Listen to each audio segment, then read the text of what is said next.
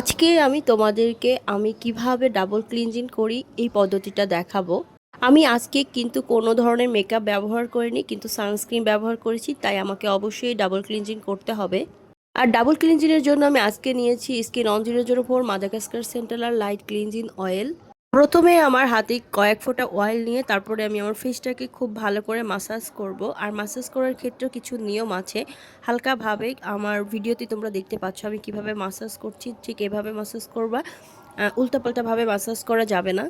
আর massage করার সময় অবশ্যই আমাদের নোজ এরিয়াতে যেগুলোতে হচ্ছে ব্ল্যাক হেডস কিংবা হোয়াইট হেডস হয় সেগুলোতে একটু ঘুরিয়ে ঘুরিয়ে মাসাজ করবে, এতে করে আমাদের ব্ল্যাক হেডস এবং হোয়াইট হেডস কিন্তু সাথে সাথেই ফেস থেকে উঠে যায় আর ফেজের যত ধুলাবালি থাকে সব কিছু রিমুভ হয়ে যায়।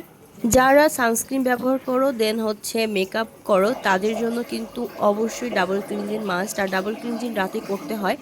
আর আমি এভাবে একটু হাতে পানি নিয়ে আবার মাসাজ করছি, এতে করে আমার ফেজে থাকা ধুলাবালি সানস্ক্রিন কিংবা মেকআপ যেটাই থাকুক না কেন সব কিছু ক্লিন হয়ে যাবে।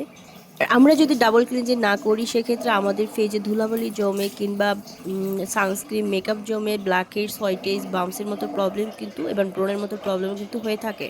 ইঞ্জিন অয়েলটা ওয়াশ করার পরে আমি হচ্ছে একটা ফেস ওয়াশ দিয়ে আমার ফেসটাকে ওয়াশ করব। আমি সব সময় কোজারেক্সের লো পিএস ফেস ওয়াশটা ব্যবহার করি। আর সপ্তাহে 2 থেকে 3 দিন আমি কোজারেক্সের স্যালিসিলিক অ্যাসিড ব্যবহার করি। আর এই ফেস ওয়াশটা কিন্তু আমাদের ফেসটাকে ডিপলি ক্লিন করে।